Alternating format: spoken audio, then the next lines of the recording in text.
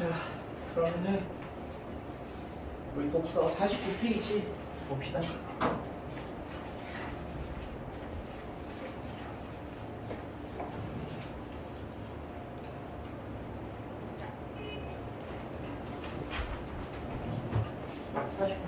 경제 지문 네 번째 지문이에요.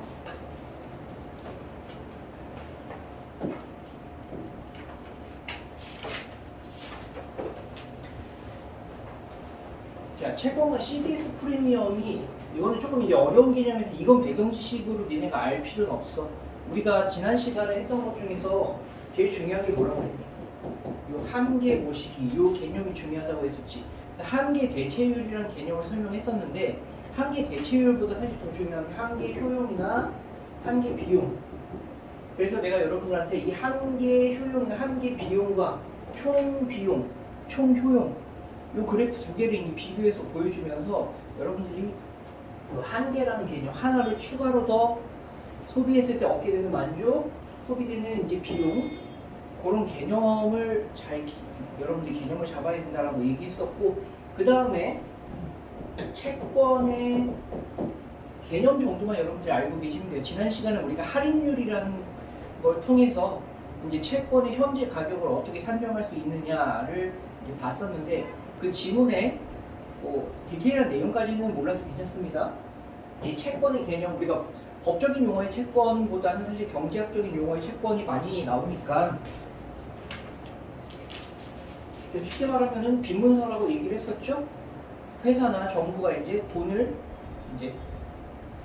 끌어모으기 위해서 발행하고 여기 이제 액면 금액 그리고 여기 있는 이제 금리 이자율, 액면 이자율이죠. 그래서 얻게 되는 보통은 이제 연 단위로 이제 이자가 지급되기 때문에 여기에 1 플러스 이러면 1년 후에 받게 되는 이제 금액이다. 이 정도는 이제 단순한 한수 수학 시간에도 이제 아마 중학교 때도 이런 건 했었으니까. 그리고 이제 만기가 n년이다 그러면 여기 이제 n승하면 된다는 뭐 이런 개념이었었고 이걸 현재 가치로 산정을 하면 요게 이제 미래의 가치가 되는 거니까 요걸로 나눠버리면은 그러면은 현재 가치가 나오죠. 미래 가치분에 그러면은 현재의 가치가 나온다. 그래서 이때 이자율 금리를 할인율이라고도 부른다 라고 얘기했었고 그 개념 정도는 좀 이해를 하는 게 좋겠다. 그 다음에 채권의 가장 기본적인 개념 얘기했었고 그 다음에 우리가 채권을 이제 매도하고 매수하는 거 요거는 뭐 기본적인 용어들이죠. 그리고 우리 테스트 볼 때도 나오는 용어들인데 매도, 매수, 매도가 뭐야? 팔아 넘기는 거, 매수가 사 드리는 거죠. 그래서 비슷한 표현으로는 이제 매입 이런 단어가 있고 여기 도랑 수 그리고 양도 양수할 때도 마찬가지로 씁니다. 이거 넘겨주는 거, 넘겨받는 거.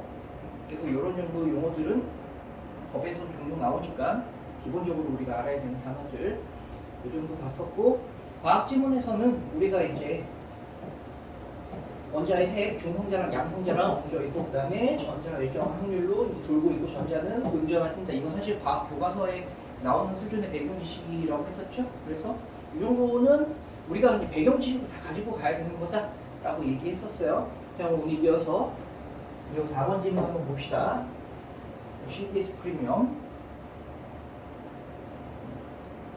이 CDS 프리미엄 때문에 2007년, 2008년에 글로벌 경제 위기가 사실 발생했는데 니네가 2007년생이냐? 8년생이냐? 2009년생이었네? 태어나기도 전에 있었던 글로벌 경제 니네 이거 잘 모르지? 글로벌 경제 위기가 있었던 거 알아? 우리나라 IMF 있었던 건 알고 있어. 우리나라 IMF가 97년 말 98년 뭐 요때 맞았었죠. 근데 나도 이때 이제 고등학생이었기 때문에 사실 별로 그렇게 체감을 못했어. 우리 아버지도 이제 공무원이었으니까 뭐 잘리거나 그런 걸 별로 상관없었지. 근데 이제 주변에서는 난리가 났었는데 뭐 그러니까 애들 때는 잘 몰라. 2007년, 2008년 이때 이제 금융위기 발생해가지고 세계의 5대 은행, 그러니까 5대 증권사, 제일 큰 증권사들 뭐 리먼 브로더스 있고 베어 스턴스 있고 뭐 여러분들이 잘 모를 거예요. 골드만삭스는 지금도 있죠. 골드만삭스는 좀 들어봤을 수 있을 것 같은데 여기 5대 은행사 중에서 골드만삭스 빼고 4개가 다 망했어. 그래서 미국 정부가 이거 이제 또 깎아주느라고 양적 완화를 엄청 했었죠. 양적 완화라고 달러를 엄청 푸는 거야. 근데 이것도 나중에 우리가 아마 할 기회가 있을지 모르겠습니다. 그리고 그 다음에 왔었던 대침체가 뭐였냐면 코로나죠. 코로나. 그래서 그 사람들이 한 10년 주기로 보통 대침체가 온다 막 이런 얘기들 또 하거든.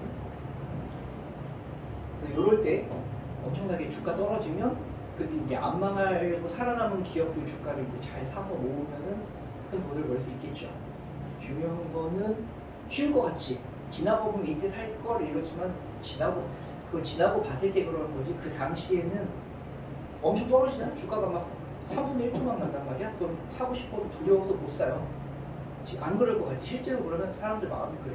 자, 하이닉스 예를 들어볼까? SK 하이닉스가 최고점 300만 원 찍었는데 지금 얼마야? 140만 원이란 말이야. 지금 특별한 경제 대공황이나 엄청난 침체가 온 것도 아닌데 거의 60% 50% 넘게 빠졌죠. 이게 120만 원대까지 내려갔었단 말이야. 전에 180만 원대로 빠지니까 우리 아들이 나한테 할인이랑 사야 돼 이지를 하더라고. 근데 뭐 걔가 뭐 알아서 그렇겠어. 어디서 그냥 인터넷에 주워 들은 거 있으니까 그렇게 얘기했겠지. 근데 더 빠지잖아. 그 마찬가지야. 이 가격이 되면 시간이 지나서 여기서 다시 이렇게 올라가면 아 이때 샀어야지 이때처럼 줍줍해야지 라고 생각할 수가 있는데 또 빠질 수도 있단 말이야. 더. 그러니까 바닥이 언제인지 아무도 모르니까 막상 못 사죠 사람들이. 원래 심리가 그런 거야. 근데 뭐 안 망할 기업을 잘 골라서 이제 용기를 냈으면 벌 가능성은 있다. 말은 쉽죠, 그죠? 그래서 내가 니네한테 얘기했잖아. 서윤이는 주식하냐? 너 한다고? 네 돈으로 하는 거야? 엄마가 사준 거야? 네 돈으로 하는 거라고? 또 동전주, 뭐 계좌주 이런 거 하는 거 아니지? 뭐 있어? 하이닉스 있어? 얼마에 샀어? 35만 원에 샀어. 되게 일찍 했네? 그래, 뭐 지금은 뭐 불안하거나 그럴 건 아니죠. 한창 수익 있는 거겠지? 한 180만 원 이상의 산 애들이 이제 가슴이 아프죠.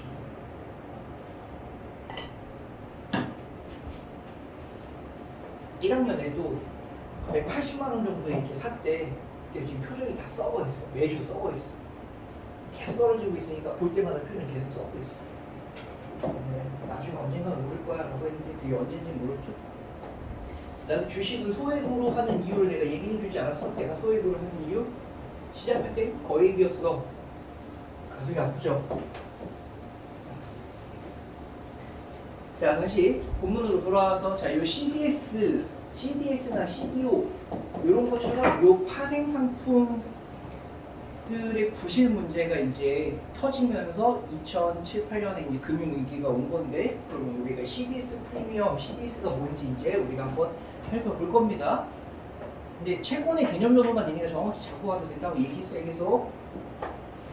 자, 대한민국 정부가 해외에서 발행한 채권의 CDS 프리미엄은 매체에서 자주 접하는 경제 지표의 하나이다라고 했는데 여러분들이 이제 처음 들어보죠. 자, 이걸 이해하기 위해서는 채권의 신용 위험과 신용 파산 수압 CDS의 개념을 살펴봐야 된다. 채권의 신용 위험은 여기까지만 봤을 때도 니네가 직관적으로 느낌이 오지 않니? 채권이 뭐라고 했어? 빈문서라고 했잖아. 나한테 돈 빌려주고 내가 니네한테 채권의 명시된 이자율만큼 니네한테 이자만큼 주는 거잖아. 그래서 지난 시간에도 우리가 채권을 했을 때 채권의 가격의 변동을 얘기했을 때 무슨 얘기했어요? 지급불능 위험이 커지면 지급불능이 뭐야? 채권 발행한 애, 돈 빌린 애가 망해버리거나 상황이 안 좋아져서 못 갚어. 이자도 못 줘. 그러면 되게 위험하잖아. 그러면 채권이 그냥 휴지 조각이 될 수도 있죠. 그 얘기할 가능성이 높다는 거 정도는 우리가 한번 생각해 볼 수 있겠지. 자, 계속 봅시다. 채권은 정부나 기업이 자금을 조달하기 위해서 발행한대요. 지난주에 했던 거고요. 가격은 채권이 매매되는 채권 시장에서 결정된다. 이것도 우리가 지난 시간에 했었어. 채권의 가격, 채권의 실제 가치, 채권의 현재 가치는 어떻게 구한다고? 그 만기 때의 금액을 할인율로 해서 나눠주면은 현재 가치가 나온다고 그랬어. 그런데 회사가 안 좋아지면 채권 가격이 실제 가치보다 더 떨어질 수도 있죠. 그래서 요거에서 내가 얼마의 채권을 사느냐, 요걸 뺀 게 채권을 통해 얻을 수 있는 순수익이라고 얘기를 했어요. 이것도 우리가 지난주에 했던 개념입니다. 다시 한번 얘기하고 있는데 간단하게 얘기해서 채권에 대해서 이 정도 개념만 지금 제시하고 넘어가고 있어요. 그래서 이 가격은 채권이 매매되는 시장에서 결정됩니다. 채권의 발행자 정해진 날에 만기일이라고 하죠. 일정한 이자와 원금을 투자자에게 지급할 것을 약속한다. 만기일 그리고 보통은 연 단위로, 1년 단위로 보통은 지급을 해주죠. 그 다음에 연 단위로 이자 지급이라고 합시다.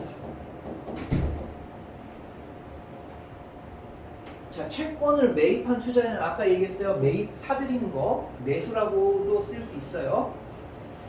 다시 매도하거나 매도는 팔아 넘기는 거라고 했었죠. 그러니까 내가 채권을 샀는데 그걸 만기일까지 꼭 안 가지고 있어도 된다 했어. 이걸 중간중간에 내가 저 채권 가격이 떨어질 것 같아, 이 회사가 망할 것 같아, 그럼 다른 애 사겠다는 애가 있으면 싼 값에 팔아 넘길 수도 있고, 그렇다는 얘기예요. 이자를 받아 수익을 얻는다. 내가 계속 채권 가지고 있으면은 보통은 연 단위로 계속 따박따박 이자는 들어오겠죠. 그런데 채권 투자에는 지급 능력 부족 등의 사유로 이자와 원금이 지급되지 않을 가능성이 신용 위험이 수반된다. 여기 신용 위험 설명하고 있죠? 뭐였어? 지급 능력 부족 등 지급 불능 사태 같은 거 아까 간단히 얘기했었죠? 그 얘기가 맞아. 그래서 각국은 채권의 신용 위험을 평가해서 신용 등급으로 공시하는, 공시라는 게 뭔지 알아요? 공시? 사람들한테 공개적으로 알려주는 거지. 공개적으로 볼 수 있게 해주는 거야. 공고, 공지 이런 거 할 때 공자가 다 뭐야? 공개할 때 대중들한테 공개한다는 얘기죠. 신용평가제도를 도입해서 투자자를 보호하고 있다. 자, 여기까지 보고 한번 직관적으로 한번 생각해 보세요.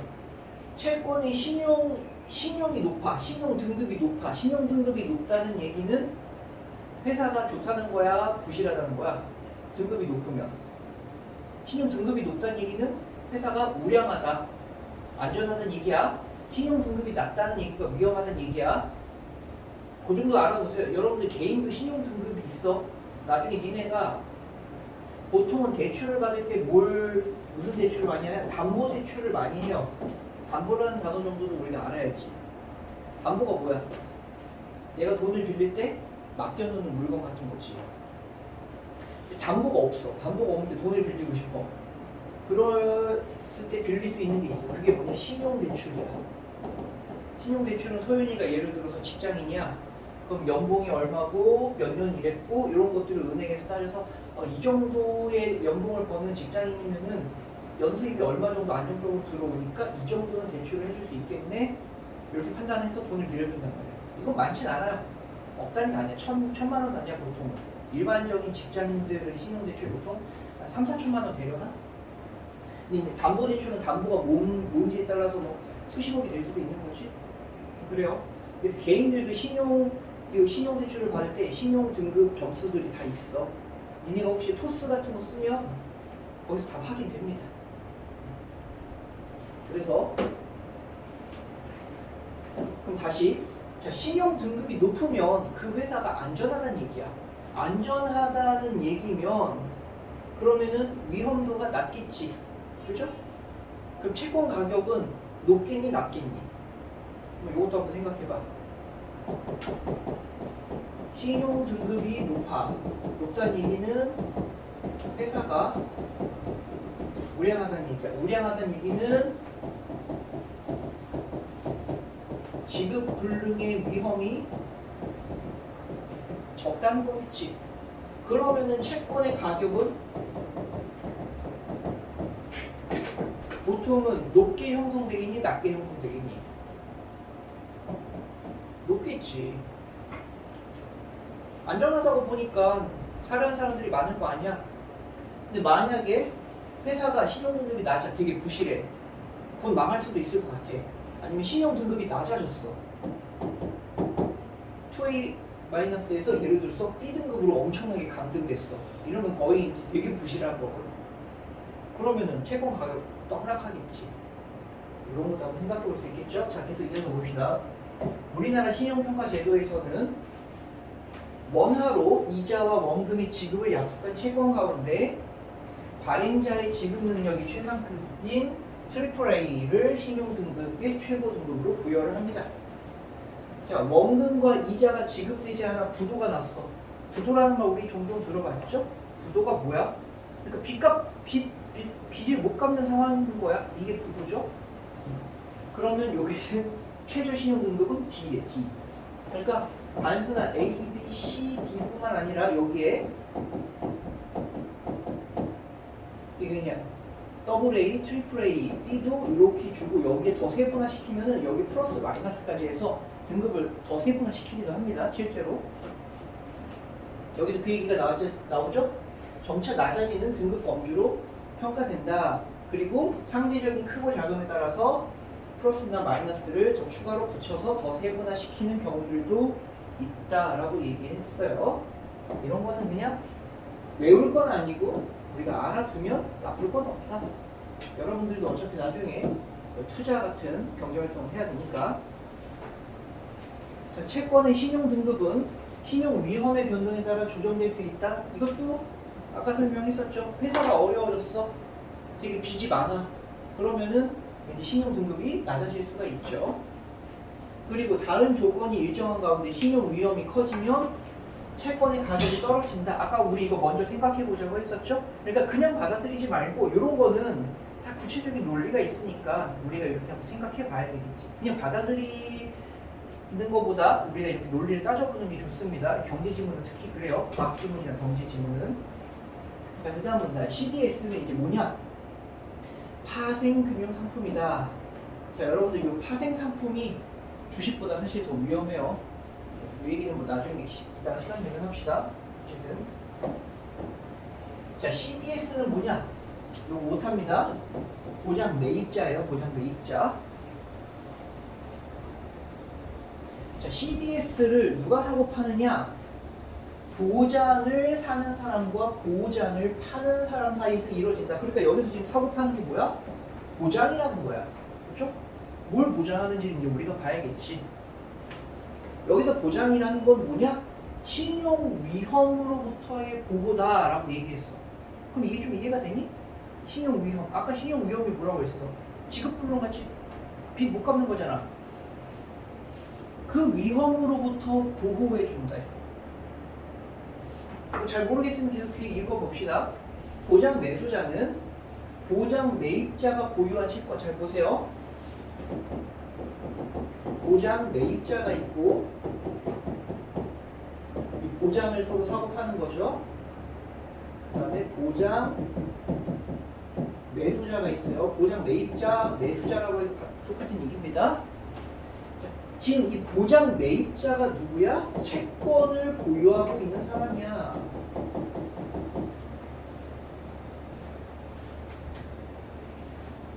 자, 얘는 지금 뭘 하느냐? 얘가 얘한테 보장을 샀어.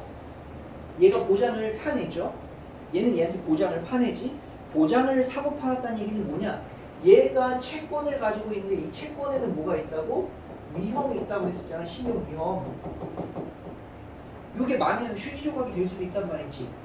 이 위험을 사고 파는 거야. 그러니까 이 위험에서부터 보호해 주는 거를 얘는 산 거야.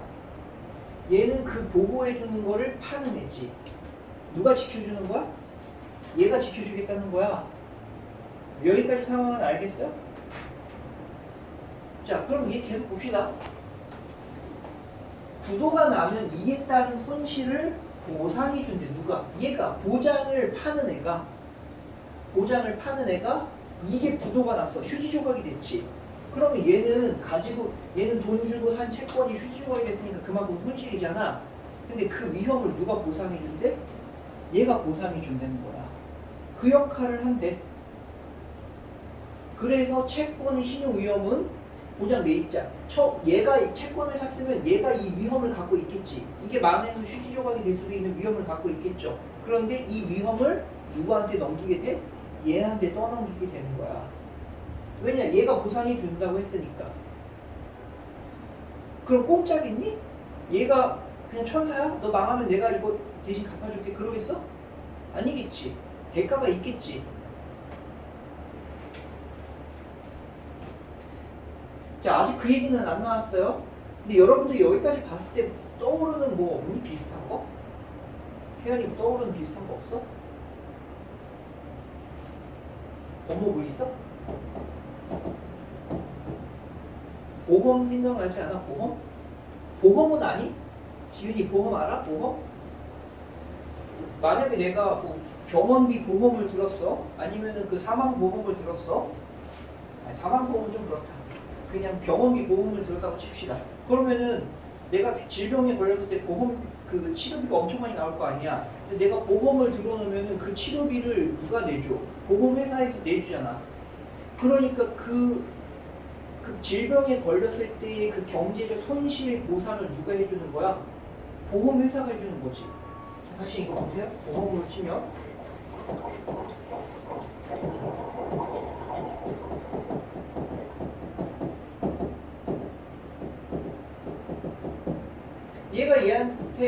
얘는 얘한테 뭐를 줘? 보험료를 내잖아. 그리고 얘는 얘한테 뭘 해줘? 보상을 해주잖아. 이것도 헷갈릴 수 있으니까 이렇게 씁시다. 얘한테 보장을 사고 판다. 보상. 그치? 얘가 공짜로 해주는 건 아니라고 했는데 아직 그 얘기는 안 나왔잖아. 지금 보험하고 비슷하잖아. 네. 내가 보험을 들어가지고 나중에 큰 경제적인 손실이 있을 수 있는 그 위험을 얘한테 이전시키는 거잖아. 만약에 그 경제적인 큰 손실이 없으면 어때? 손실이 없으면은 그냥 나는 보험료만 내고선 보상을 못 받는 거지. 얘도 마찬가지겠지. 보험과 비슷하다는 생각을 했으면 이렇게 우리가 대응시켜 볼 수 있겠지. 채권이 망해서 휴지 조각이 될 수도 있다는 생각을 했으니까 얘한테 보험료 같은 거를 내고 얘한테 보장을 받을 거란 말이야. 근데 채권이 문제가 없이 만기까지 갔어. 그러면 어떻겠어? 얘는 그냥 이 보험료 받은 걸로 이제 이득 보는 거고 보상해 줄 필요는 없는 거겠지. 이런 개념, 실제로 이 개념이에요. 그래서 보험하고 상당히 유사한 구조다라고 보시면 됩니다. 자, 그리고 신용 위험의 이전은 옮겨가는 거죠. 이전이 일어나는 대상 자산을 기초 자산이라고 한다. 그래서 요 채권이 기초 자산이 되겠지, 여기서는. 그래서 요 CDS, 신용 부도 수합 같은 경우는 신용의 위험을 가지고 서로 이제 사고 파는 거기 때문에 이게 꼭 채권이 아니고 이거 주식일 수도 있어요. 부동산 채권일 수도 있고 여러 가지가 될 수 있습니다. 그래서 그러니까 채권에서 그냥 채권을 사고 파는 게 아니고 채권을 가지고 그 위험을 사고 파는 거니까 그래서 파생 상품이라고 해요. 파생 상품.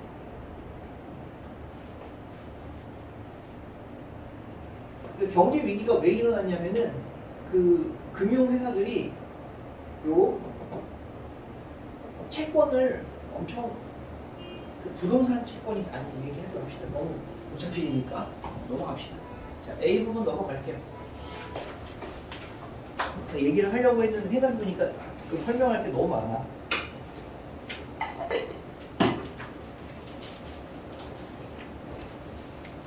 자, 여러분들이 여기까지 봤을 때의 CDS의 개념을 여러분들이 좀 이해를 해야 되는데 이해를 못할 수 있으니까 이해를 주죠. 그럼 여기 이제 여러분들이 대응을 시켜봐야 돼. 자, 은행 갑은 을이 발행한 채권을 매입하면서 자 그러면 갑은 뭐야? 채권을 지금 보유한 사람이 되는 거지. 얘는 채권을 발행한 애가 되는 거고 신용 위험을 피하기 위해서 이 채권이 휴지 조각이 될 수도 있다는 위험을 피하기 위해서 병이라는 보험회사랑 CDS 계약을 체결했어. 이때 기초자산은 채권이다라고 했어. 그럼 여기서 보장 매입자에 해당되는 애가 갑을 병 중에 누구겠어? 보장 매입자는 채권을 보유한 애라고 했었지. 그럼 누구니? 갑이죠. 그리고 갑이 그 위험을 누구와 거래를 해서 이전시켰어? 병이잖아. 이렇게 되는 거지. 채권은 개인이 살 수도 있고 은행이나 증권회사들이 살 수도 있어요. 그리고 이걸 보장해주는 보통 CDS를 보통 사고 파는 애들 보통 증권사들, 보험회사들도 있지만 증권회사들이 보통 이거 많이 합니다. 그래서 갑과 병에 해당되는 거라고 니네가 이렇게 파악해야 돼요. 자, 그 다음에 계속 봅시다. 자, 보장 매도자. 자, 얘 얘기하는 거죠.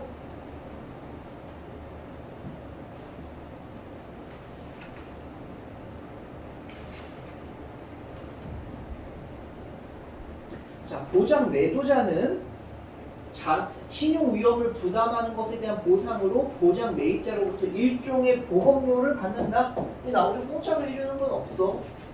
보험료를 받아.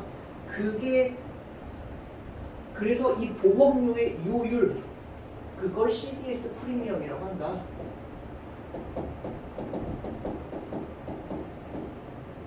자, 그러면서 계속 봅시다. CDS 프리미엄은 여러 요인의 영향을 받는데 다른 요인이 동일한 경우에 기초자산의 신용 위험이 크면 CDS 프리미엄도 크다.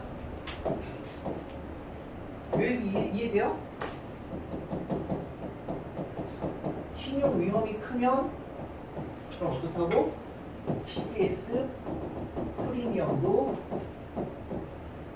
크다. 이것도 받아들이지 말고 우리가 이해해야 되는 부분이야. CDS 프리미엄 쉽게 말하면 뭐라고? 보험료율이야. 이게 보험료라고 생각해도 괜찮습니다. 보험료율이 높아지면 보험료가 높아지는 거니까. 여기까지 됐죠? 그러면 신용 위험이 커지면 이 회사가 망할지도 모르니까 보장을 매도하는 회사 입장에서는 보상을 해줘야 될 가능성이 높아지잖아. 그러니까 너 나한테 보험료 많이 내 라고 요구할 수 있겠지. 그래서 CDS 프리미엄이 높아진다는 얘기죠. 그리고 보장 매도자의 지급 능력이 우수할수록 보장 매입자는 유사시 손실을 확실히 보장받을 수 있으므로 큰 CDS 프리미엄을 기꺼이 지불하는 경향이 있다. 오케이? 보장 매도자의 신용이 높을수록 CDS 프리미엄은 높게 형성될 가능성이 있다. 자, 요건 조금 더 어려울 수 있는 논리인데 여기 보장 매도자의 지급 능력인데 내가 신용이라고 써놔서 비슷한 얘기니까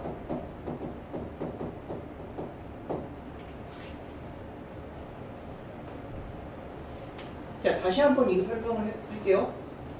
자, 이 보장 매도자가 쉽게 말하면 보험료를 받고 나중에 얘한테 보상을 해줘야 돼. 얘가 채권이 망하면, 채권회사가 망하면.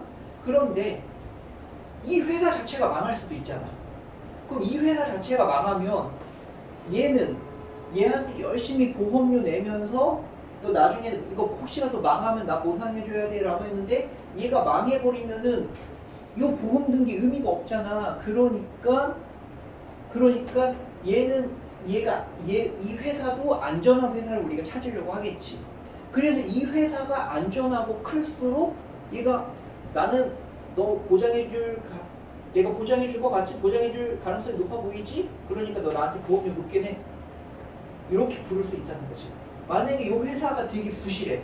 그러면은 이 회사 같은 경우는 부실한 회사 같은 경우는 야 내가 나중에 보상해줄 테니까 나한테 보험료 조금만 줘도 돼. 나 다 보상해줄게. 이렇게 큰 소리 치고 망해버릴 수도 있지. 자, 그래서 이 회사의 보장 매도자의 신용 등급 아니면 지급 능력이 높을수록 CDS 프리미엄도 높게 지불되는 경향이 있다. 여러분들이 여기서 제일 조심할 점이 뭐예요? 이 보장 매도자의 신용 등급하고 그 다음에 채권을 발행한 회사의 신용 등급을 혼동하면 안 됩니다. 그게 제일 중요한 개념이에요, 여기서는. 자, 그 다음에 봅시다. 만약에 보장 매도자가 발행한 채권이 있다. 얘도 채권을 만약에 발행할 수 있어. 그러면 그 신용 등급으로 얘의 지급 능력을 파악할 수 있어. 그래서 내가 여기 적어놓은 거야. 신용 등급. 얘가 신용이 높다는 거는 얘의 지급 능력이 높다는 거야. 그래서 얘의 신용 등급이 높으면 CDS 프리미엄은 크다라고 이렇게 얘기했었죠. 이거 채점은 다 니네가 해오라고 얘기했어요. 이거 다 설명 다 뒤에 있으니까. 자, 14번 같은 경우는 이제 갑을 병 요게 대응시키라는 문제였으니까 그렇게만 보고 넘어가면 되겠죠. 자, 그 다음에 15번 문제 한번 보겠습니다. 이제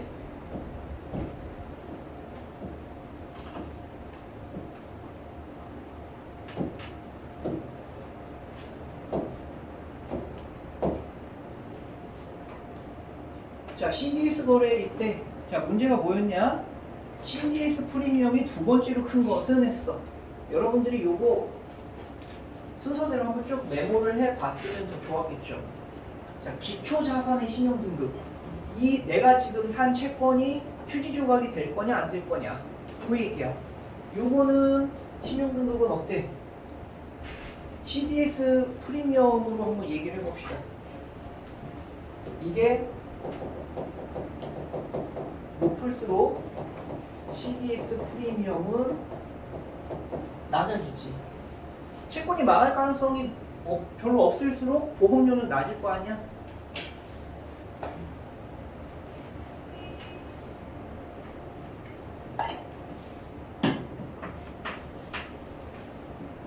자, 그 다음에 보장 매도자의 발행 채권입니다. 그러니까 이 발행 채권이라고 했는데 혼동하지 말라고 했는데 결국은 무슨 얘기야? 보장 매도자가 얼마나 튼실하냐, 보험회사가 얼마나 튼실하냐 이 얘기죠. 이 신용등급 같은 경우는 어떻게 해요? 이게 높을수록 CDS 프리미엄은 높아지죠. 보험회사가 보험료를 챙겨줄 가능성이 높아질수록 보험료는 높아지지.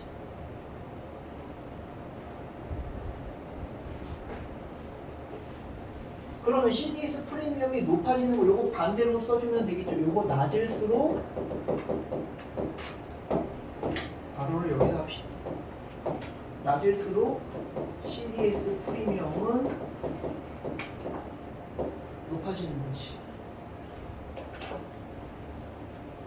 그러니까 우리는 지금 요 두 가지 상황을 이제 보면 되겠죠. CDS 프리미엄이 그럼 가장 높은 거, 보험료를 가장 높게 내야 되는 상황이 가장 위험한 상황인 거지. 쉽게 말하면 CDS 프리미엄이 제일 적다는 게 보험료가 제일 낮아. 그 얘기는 가장 안전한 상황이라는 얘기죠. 자, 그럼 이제 한번 봅시다. 우리가 CDS 프리미엄이 높은 순서부터 두 번째를 지금 찾으라고 했으니까 제일 위험한 거부터 한번 찾아봅시다. 제일 위험한 게 뭐겠어? 일단은 이거 신용등급은 낮아야겠지. 제일 위험한 거. 그리고 요거는 어떻게 되겠니? 높아야겠지. 이거 높아야지 회사가 안전해지니까, 그렇죠? 그럼 여기서 제일 높은 거는 요거죠. 요게 제일 높고 그 다음에 여기서는 요게 제일 낮고. 그러니까 이게 1번이겠네. 이게 첫 번째. 자, 그럼 두 번째는 뭐겠어요? 가랑 나를 보면 요건 똑같아. 얘가 얘보다 신용이 한 단계 더 낮네. 그러면 요게 두 번째겠죠? 자, 그리고 이제 요거랑 요건 똑같은데 요거 다른 거 한번 봅시다. 자, 보험회사의 등급은 같아. 그런데 채권의 등급이 요게 더 높으면 요게 좀 더 안전하지. 요게 좀 더 안전하면은 요게 그 다음. 그 다음에 이제 요 다라 마중에서 이제 한번 보시면 되겠죠? 요거 가지고서. 자, 채권의 위험성은 똑같아요. 채권의 위험성은 똑같으면 보험료가 이제 보험회사가 더 안전한 데가 보험료를 높게 받겠지. 두 개 중에서 어떤 게 등급이 높아? 이게 높잖아. 이게 4번, 5번. 이렇게 되겠죠? 그래서 딱 2번이 되겠지.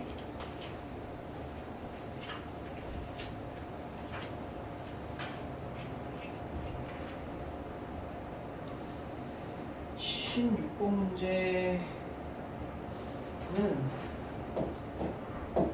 풀어야 되나?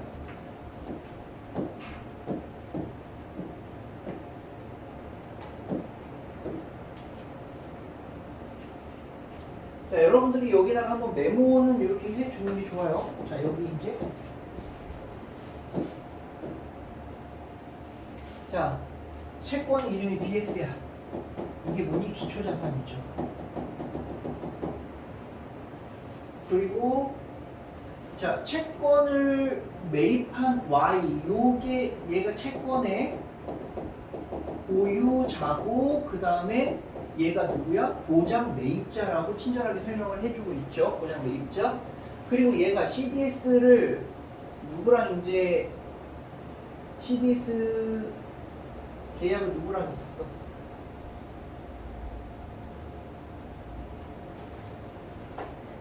ZG랑 했었죠? 얘가 보장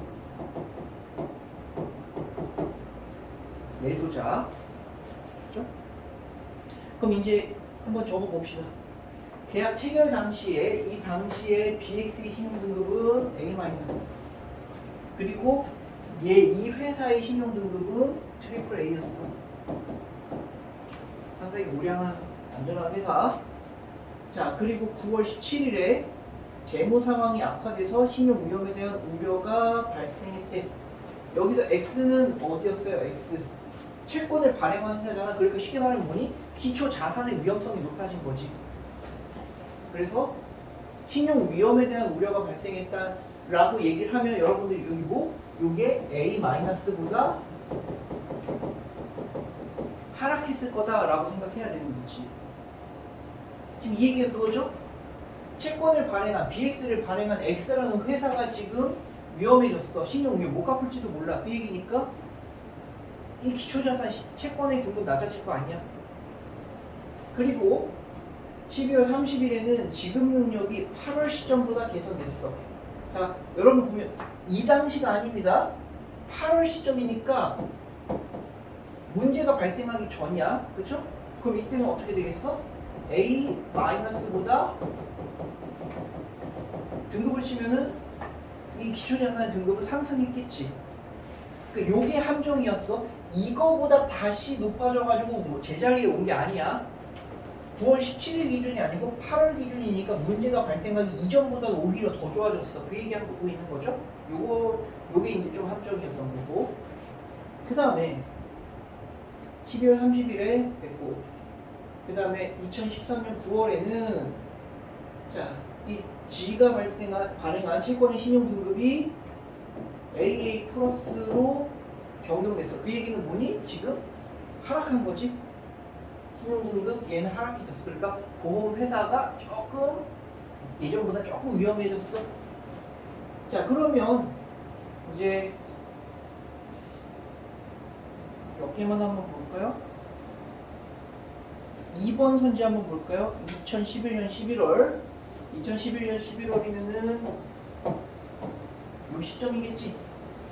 요 시점에는 다른 조건은 똑같은데 뭐만? 기초자산의 신용등급만 낮아졌어. 그러면은 BX의 신용등급이 그냥 이거 되게 단순하게 나왔지. 요거 다른 말로 하면은 그럼 어떻게 되겠니? CDS 프리미엄은 어떻게 되겠니? 너도 한번 생각해봐. 지윤아, 채권이 좀 더 위험해졌어. 그러면 보험료율이죠. 정확히 말하면 CDS 프리미엄 높아지겠니? 낮아지겠니? 높아지죠. 위험해졌으니까. 망할 가능성이 조금 더 높아졌으니까. 물론 더블 A 플러스 같은 경우도 이제 더블 A 플러스는 아니지. 요 그냥 원A 제로가 원A 마이너스 같은 경우는 되게 우량한 건 아니에요. 그냥 이제 소스라고 정도로 보시면 됩니다. 자, 그 다음에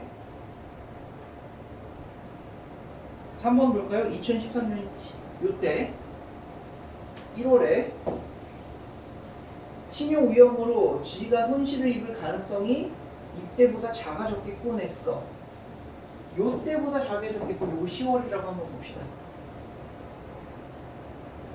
자, 얘가 손실을 입을 가능성이야. 더 쉽게 한번 볼까? 얘가 손실을 입을 가능성은 뭐니? BX의 신용 위험이라고 합시다.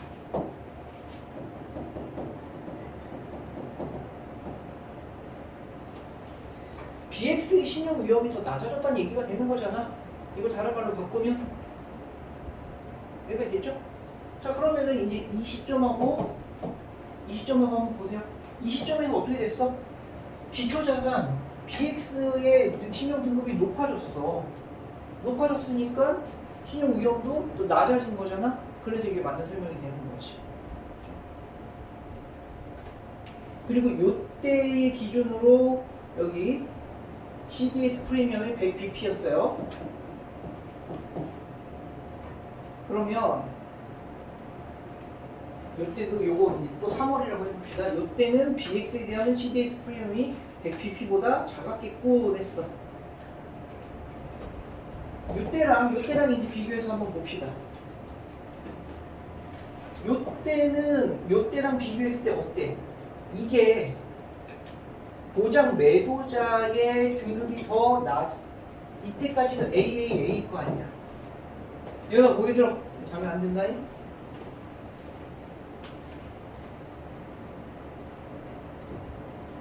그러면은 얘가 신용 등급이 더 높았던 상황이야. 그러면 얘는 어때? 더 나한테 보험료 많이 내라라고 요구할 수 있었겠지. 그러면은 얘는 이때가 100bp였으니까 이때는 어때? 100bp 이상이었겠지. 그렇게 우리가 볼 수 있겠죠?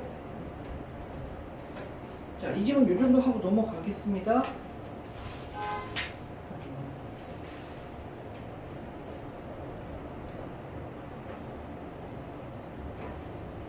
그 다음에는 우리가 그 논리 지문 중에 하나 먼저 볼까요? 171페이지로 가봅시다.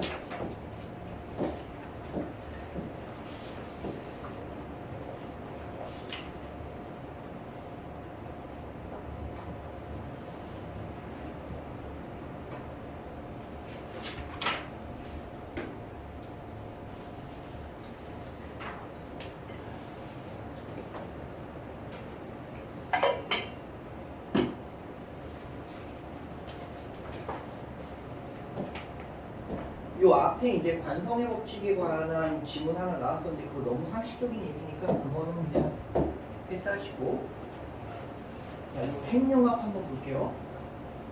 자, 우리 태양이 빛과 열 에너지를 방출하고 있잖아. 그게 사실은 이제 수소를 원료로 해서 핵융합 반응이 일어나는 거죠. 자, 그 얘기로 시작이 되고 있어요. 그래서 태양에 있는 수소 원자가 핵융합 반응에 의해서 다 소모될 때까지의 시간을 계산해 보면 그게 태양의 이제 수명이 나온대. 뭐 우리는 걱정할 필요 없어. 한참 남았으니까요. 자, 그러면 지구에서 이 핵융합 반응이 일어날 수 있는 조건이 뭐냐? 수소 원자의 동위 원소 중 중성자가 하나인 중수소 원자랑 중성자가 두 개인 삼중수소 원자가 융합하는 반응을 살펴보재. 이 얘기는 지문에서는 안 나왔는데 태양은 그냥 수소를 가지고서 바로 핵융합을 하는데 지구는 태양보다 훨씬 질량이 작잖아. 그러니까 압력이나 이런 게 이제 중력이 작으니까 압력이 작을 거 아니야. 그래서 지구에서는 그냥 수소 가지고서는 핵융합은 일어나기 힘들고, 그래서 중수소나 삼중수소를 가지고 해야지 그 다음에 핵융합을 이제 일으킬 수 있는 상황이 되긴 합니다. 뭐 이게 지문에는 없는 얘기라 없어 몰라도 괜찮습니다.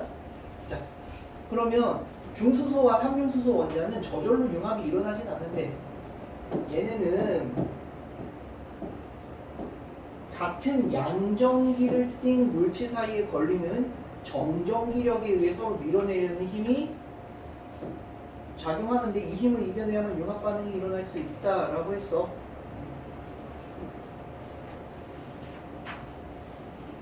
그래서 이를 위해서는 뭐 이 이상의 에너지가 필요하다라고 됐고, 이 에너지는 중수소 원자가 이 속도로 충돌하는 것 같은 그게 힘이다라고 그냥 얘기했어. 그냥 우리가 받아들여야 되는 얘기들이죠, 여기까지는. 그래서 핵융합이 일어나면 헬륨 이온과 중성자가 생기고 반응 전후에 발생한 질량 차이만큼 에너지가 발생하는데 여기 그림이 있었죠? 그래서 중수소랑 삼중수소를 결합시키면서 이제 헬륨하고 중성자가 이렇게 발생하고 그 다음에 질량 차이가 날 거 아니에요, 이때랑 이때. 그러면 이때는 질량이 줄어드는데 그 줄어든 질량만큼은 어떻게 에너지로 발생된다는 거지. 빛 에너지나 이제 열 에너지고 그 얘기들 하고 있고요.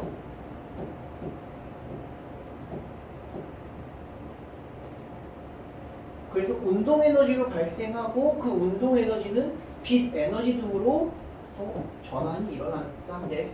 자, 그 다음에 자, 그럼 재료는 지금 뭐라고 했어요? 중수소랑 삼중수소다.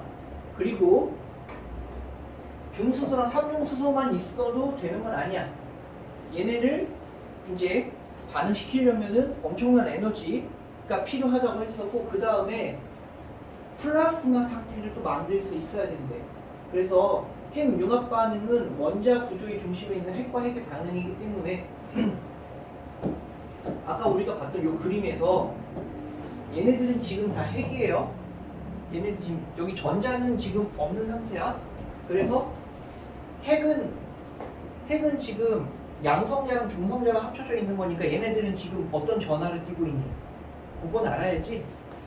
어떤 전하를 가지고 있어? 핵은 양성자는 무슨 전하야? 응? 전하? 어? 아, 이거 과학 시간에 했던 상식이라고 했잖아. 양성자는 양전하를 띈다고 했잖아. 전하가 뭐라고 해? 전하. 세연이 전하가 뭐야? 전하 정도는 알아. 전기적 성질이라고 해서 전기적 성질. 중성자는 정기적으로 중성이죠? 양성자는 양성이야. 플러스야. 전자는 뭐라고 그랬어? 전자가 음전하를 띈다고 했었잖아. 아, 이건 상식이야. 알겠죠? 이건 상식입니다. 그런데 자, 지금 핵융합 반응은 자, 전자는 날리고 핵과 핵만 지금 융합시키는 거, 결합시키는 거야. 엄청난 에너지를 통해서. 근데 얘가 양성자가 있고 얘도 양성자가 있으니까 같은 양전하를 띈 애들끼리는 서로 밀어내는 힘이 발생하겠지. 그래서 그 밀어내는 힘을 이겨내면서 얘네를 결합시키려면 엄청난 에너지가 필요하다라고 하면 아까 1만 EV 전자볼트 얘기가 아까 위에서 잠깐 나왔었고, 근데 이것까지 내가 뭘 알라고는 안 했잖아. 양전하, 양성자, 전자, 음전하 이 정도는 우리 알아둬야 된다고 얘기했었죠. 다시 그 다음에 자, 이제 플라스마 상태 얘기 다시 봅시다. 자, 핵융합 반응은 핵과 핵의 반응이기 때문에 핵을 둘러싸고 있는 전자나 전자구름이 없거나 적은 이게 플라스마 상태래. 그러니까 옆에 있는 전자가 핵이 있고 전자가 있는데 얘네가 있으면은 얘네를 융합시키는데 걸리적거릴 거 아니야. 쉽게 말하면 문과적으로 그냥 설명하면. 그러니까 얘네를 쳐버려야 되겠지. 그래야지 핵융합이 조금 쉬워질 거 아니야. 그래서 자, 플라스마 상태는 원자의 핵과 이 전자가 서로 떨어져 있는 상태래. 그래서 전자를 따로 멀리 보내져 있는 상태여야지 얘는 이제 융합시키기가 쉬울 거야. 그런데 일반적인 지구의 상황에서는 이런 경우를 찾아보기가 어려워. 그래서 핵융합 에너지를 얻기 위해서는 플라스마 만들기부터 시작해야 되는데요. 수소의 원자로 이루어진 기체는 핵 속의 양성자와 핵 외부의 전자가 전자기력으로 서로 붙어있는 수소 원자 여럿이 화학적 결합력을 통해 붙어있는 상태이다. 지난 시간에 우리가 그건 안 했었는데 뭐 우리가 공유결합 이런 거 했었죠. 그러니까 수업은 설명은 안 했었는데 문제 푼 거는 이런 거 있었지. 그래서 수소 분자 같은 경우 뭐 이렇게 이제 결합이 있지. 자, 그래서 결합을 깰 수 있을 만큼의 에너지를 가해서 양이온과 음전자가 따로 떨어져 존재할 수 있게 한다. 뭐 다른 거 다 구체적으로 알 필요 없어요. 플라스마 상태로 만들어서 얘네 핵끼리 융합을 시키려면 전자에 또 엄청난 에너지를 가해서 이거 따로 띄어내면 된다. 그 얘기야. 그래서 이걸 이온화 과정이라고 하고 그렇게 만들어진 수소의 형태를 수소 플라스마 상태라고 한대요. 자, 이렇게 핵융합 반응이 일어나면 플라스마 상태로 유지되는 시간이 길어야 한다. 그런데 분리된 양이온과 음전자는 주위의 다른 물질과 반응해서 중성 원자로 이루어진 기체 상태로 쉽게 돌아가기 때문에 오래 지속될 수가 없어. 그래서 이걸 담아놓는 용기도 필요하고 그 다음에 플라스마 상태를 유지하도록 하는 방법을 고안했어. 뭐 그러면서 이거 자기 핵융합이라고 하는데 설명이 되게 단순하게만 나와 있죠. 이 정도로만 보면 됩니다. 우리가 지금 하고 있는 발전이 뭐뭐 있는 거? 수력 발전 있고, 화력 있고, 풍력, 조력, 원자력, 태양광 이런 거 있잖아. 이 원자력 발전은 뭐니? 핵 분열 때 발생하는 에너지를 이용하는 거지. 사실 이거 되게 재밌는 게 뭐 수력 발전 전기 어떻게 만드냐? 물의 미치 에너지를 통해서 터빈을 돌리지. 화력 발전은 석탄이나 석을 태워가지고 나오는 수증기로 터빈을 돌리지. 물을 끓여서 터빈을 돌리지. 풍력은 바람 돌아가면서 터빈을 돌리지. 얘는 조력이 뭔지 알아? 조력. 그 조류, 바다의 그 움직임 있잖아. 그걸 가지고 터빈을 돌리지. 원자력은 핵 분열에서 나오는 그 열 에너지로 물을 끓여서 터빈을 돌리지. 그러니까 결국은 뭐야? 다 물 끓여서 터빈 돌리는 거지. 사실상 전기 만드는 게. 자, 그러면은 이 핵 융합은 이거는 아직 상용화 안 됐어요. 상용화 되려면 최소 한 20년 정도 있어야 될 거라고 지금 예상을 하고 있거든. 핵 융합하면 엄청난 운동 에너지와 열 에너지로 전환이 된다고 했잖아. 그래서 어떻게 발전할 것 같아? 그걸로 물을 끓여서 터빈을 돌리는 거야. 그 내가 AI한테 물어봤어. 이게 되게 어려운 기술 같잖아. 근데 결국은 그래서 왜 물을 끓이냐 했더니 물 끓이는 게 제일 효율이 좋대. 그렇다고 하더라고. 그래서 이거는 지금 우리 지금 다 상용화돼 있는 거고, 핵융합 같은 경우는 아까도 얘기한 것처럼 이 플라스마 상태를 만들어서 유지하는 게 제일 어려운 기술이라고 해요. 그리고 여기는 용기 나왔잖아. 플라스마 상태를 담아놓을 수 있는 용기. 그리고 얘네가 이제 반응하면 엄청난 열이 발생할 거 아니야. 그거를 이제 담아둘 수 있는 용기도 있어야 될 거란 말이야. 그거 좀 어려운 토카막이라고 하는데 그런 것들은 지금 다 준비가 돼 있어. 비싸긴 해도. 근데 이 플라스마 상태를 만들어서 유지하는 게 이게 문제예요. 이게 5분을 넘기면은 이 상태로 5분을 넘기면 이제 좀 안정적이 될 수 있다고 하는데 지금은 우리나라가 이거 제일 앞서가고 있는 편인데 48초 정도라고 하더라고. 48초. 계속 좋아지고 있는 거야. 몇 초씩 계속 늘고 있어. 그래서 5분 넘어가면 이제 안정적으로 이제 5분이 넘어가면 그 다음에 10분, 20분은 그렇게 어렵지 않대. 그래서 이게 제일 어려운 기술이라고 해요. 그래서 핵융합 발전에 제일 핵심되는 기술인 핵융합에 대해서 지금 간단하게 이 정도만 설명을 했다. 근데 우리가 여기서 이제 배경식으로 알아야 될 거는 요 구체적인 얘기들은 아니고 아까도 얘기했었죠?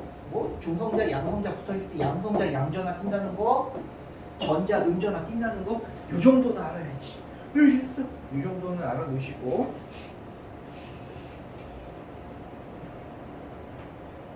이제 문제는 어렵지 않을 테니까 문제 넘어가도 될 것 같아요.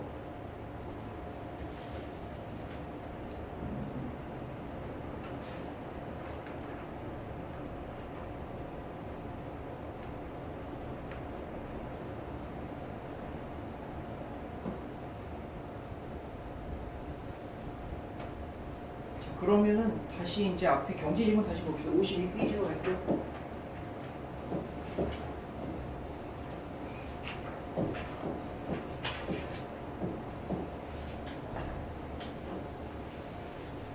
여기는 뭐 되게 자세히 할 필요는 없는 질문이긴 한데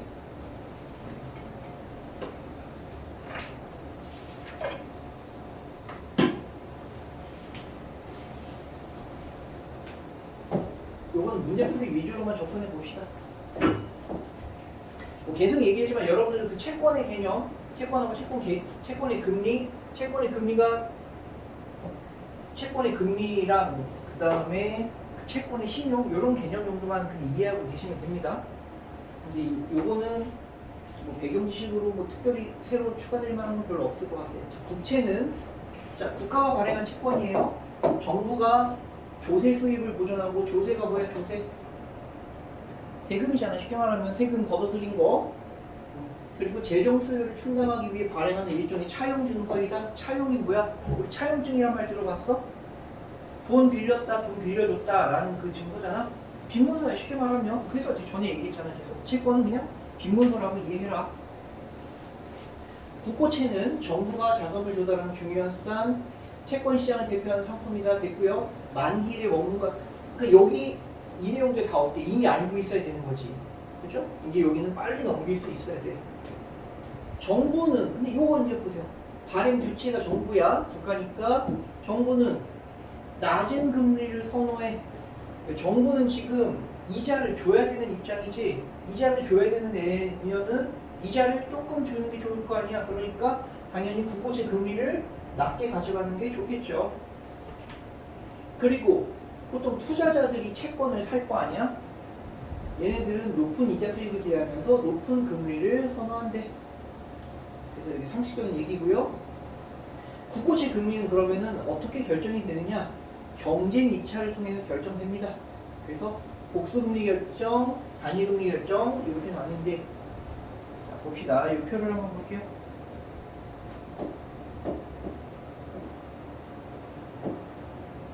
자, 발행 예정액이 800억 원이야. 보통 이제 채권 발행은 보통 100억 단위로 보통 발행을 많이 해요. 그래도 기본 규모 단위가 엄청 커. 개인이 채권 아니지.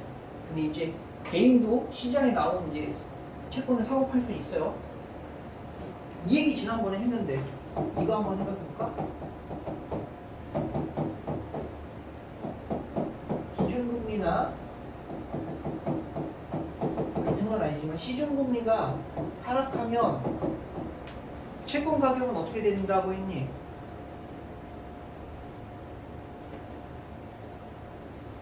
이건 니네 투자할 때도 필요하니까 알아두는 게 좋단 말이야. 그 지난주에도 얘기했어. 엄마 기억나니?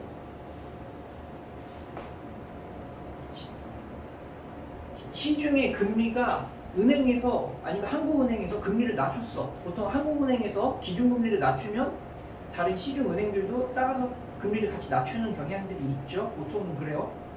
금리가 낮아졌어. 채권 가격은 어떻게 될 거 아니? 높아집니다. 자, 여러분들 여기서 오해하면 안 돼. 이것도 지난주에 했던 건데 채권이 누가 이렇게 생각할 수 있어. 채권이 이자 주는 거잖아요. 근데 이자가 낮아졌는데 왜 채권의 가격이 높아져요? 라고 생각할 수 있단 말이야. 자, 봐봐.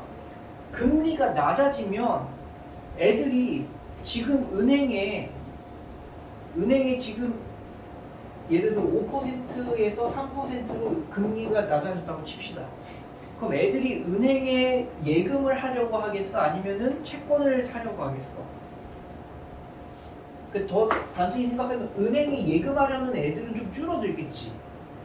그러니까 걔네들이 은행에 예금 안 하고 그걸로 채권을 하든 주식을 하든 그럴 거 아니야. 그러니까 채권에 대한 수요가 커지겠지. 채권에 대한 수요가 커지니까 가격은 높아지는 거야.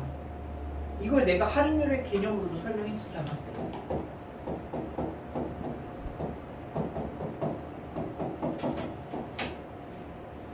요게 낮아졌어. 이게 낮아지면 분모가 이게 5에서 0.05에서 0.03으로 이게 작아졌어. 그럼 어때? 분모가 작아졌잖아. 그러면은 이 값 자체는 어때? 커지잖아.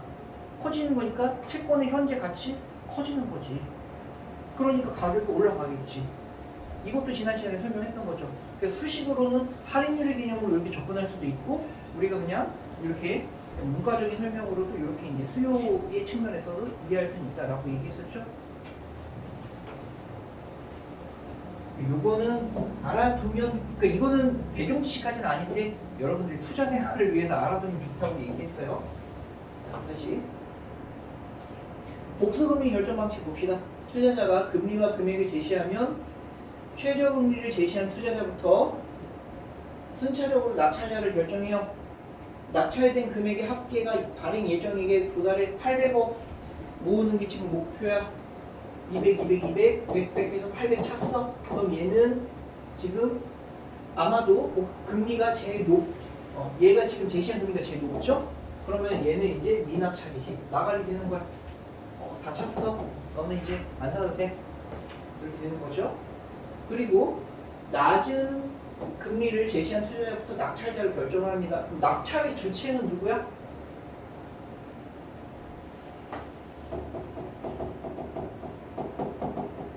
지금 이거 국채잖아. 국채 발행이잖아. 국채를 발행해서 나한테 돈 빌려줄 사람, 나 200억 내가 4.99%로 빌려줄게. 얘는 나 200억 5%로 빌려줄게. 이렇게 줄 쓴 거 아니야. 그래서 오케이 너랑 너 니네 나한테 이렇게 빌려줘. 내가 나한테 이자 줄게 라고 얘기하는 거. 그 주체가 누구야? 낙찰하는 주체 정부잖아. 채권의 발행 주체 그리고 요 낙찰의 주체 지금 다 정부라는 거 까먹지 마시고. 자, 그 다음에 그러면 금리는 이제 어떻게 되느냐? 국고채의 금리는 각각의 투자자가 제시한 금리로 결정이 됩니다. 얘네가 각각 이렇게 제시했잖아?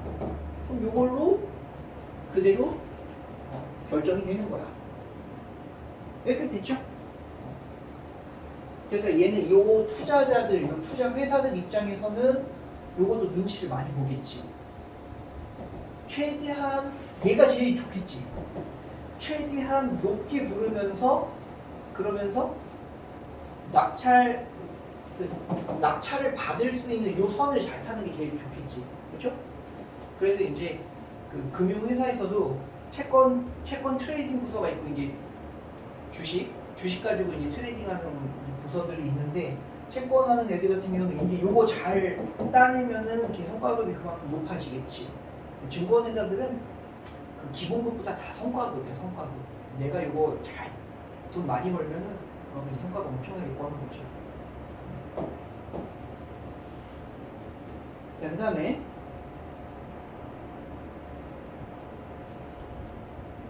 자, 그 다음 봅시다. 단일 금리 결정 방식은 뭐냐? 금리를 최저부터 순차적으로 마찬가지로 나열을 합니다. 그리고 도달할 때까지 낙찰자를 결정하는 것도 똑같아요. 똑같은데 근데 차이가 뭐야? 낙찰자들이 제시한 금리 중에 가장 높은 금리로 단일하게 결정된다.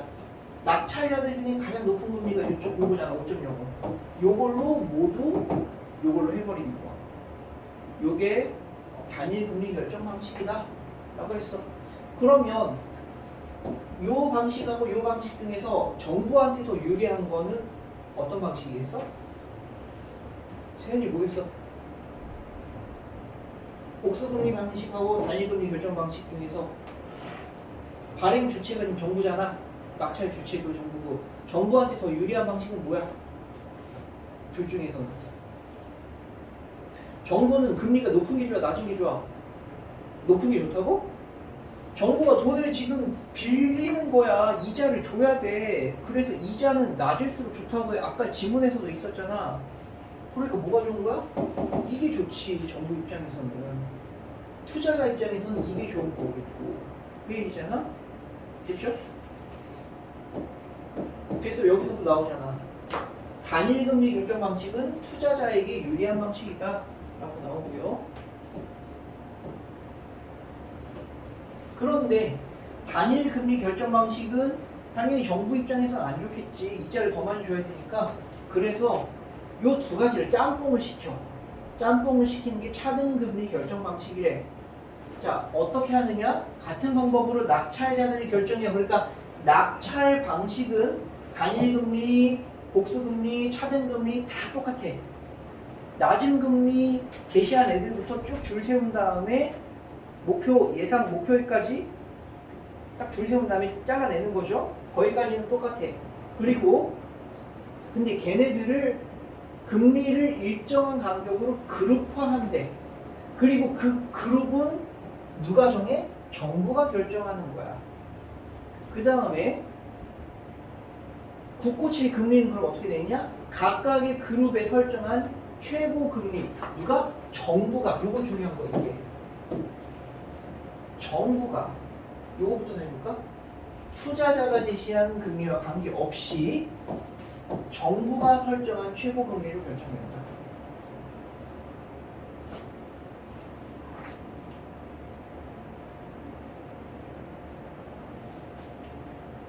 자, 그러면 요거 문제인지 한번 적용해 봅시다. 요 문제.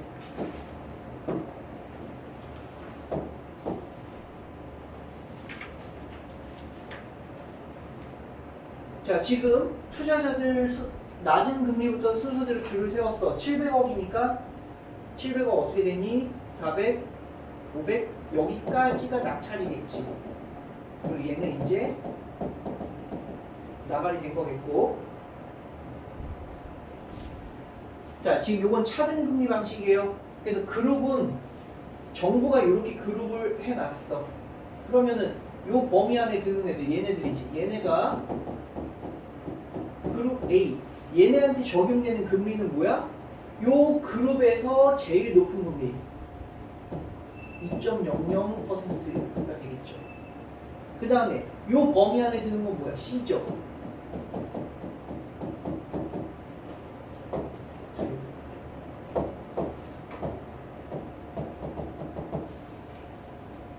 그 다음에 C랑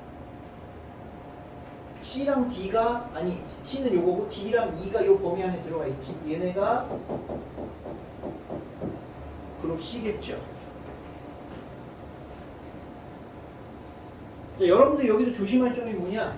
그럼 이 B그룹의 금리는 얼마가 되겠어? 2.02가 아니야. 뭐라고 했어? 이 그룹에서 정부가 정한 것 중에서 제일 높은 거잖아. 그러니까 아까 복수금리 결정 방식에서는 여기에서 얘가 제시한 거 이걸로 줬어. 단일금리는 요 중에서 제일 높은 거 요걸로 다 통일했어. 차등금리는 뭐라고? 요 그룹에서 제일 높은 게 아니야. 이 그룹에서 제일 높은 게 2.0이니까 2.0이 되는 게 아니야. 뭐? 정부가 정해놓은 요 그룹의 범위에서 제일 높은 거 요거라서 2.0을 주는 거야. 그래서 여기서도 2.03%가 되는 거지. 이게 여기서 좀 헷갈릴 수 있는 거지. 여기서는 어떻게 되지? 2.06 이거 아니야. 이걸로 보는 게 아니고 여기서 보는 거야. 근데 이것도 2.06은 똑같이. 그러니까 얘 그룹 A랑 C그룹은 여러분들이 요걸로 착각해도 사실은 오류가 없어. 그런데 얘는 요걸 착각하면은 문제가 발생할 수 있겠지. 아마 선지율이 여기 나오긴 했을 겁니다. 3번 선지가 그 얘기였죠. C는 2.03%의 금리로 낙찰받는다. 그렇죠? 자, 숙제를 적읍시다.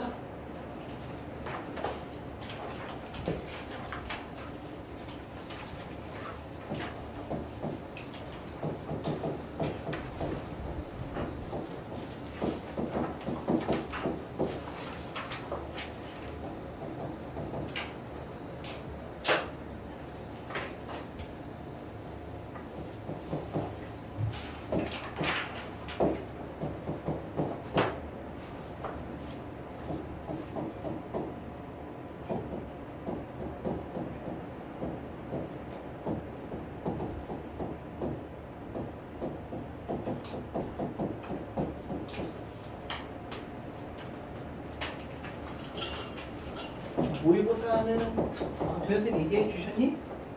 모의고사 15회 클리닉까지 다음 주 광복절인데 정상 수업이에요. 만세운동하러 가는 사람 없지? 와야 돼, 알겠어? 태극기 들고 와. 어? 일요일은 태극기를 광화문 가는 건 아니야. 일요일로 온다고? 일요일 2시 반이야. 어? 일요일은 11시 수업은 없어.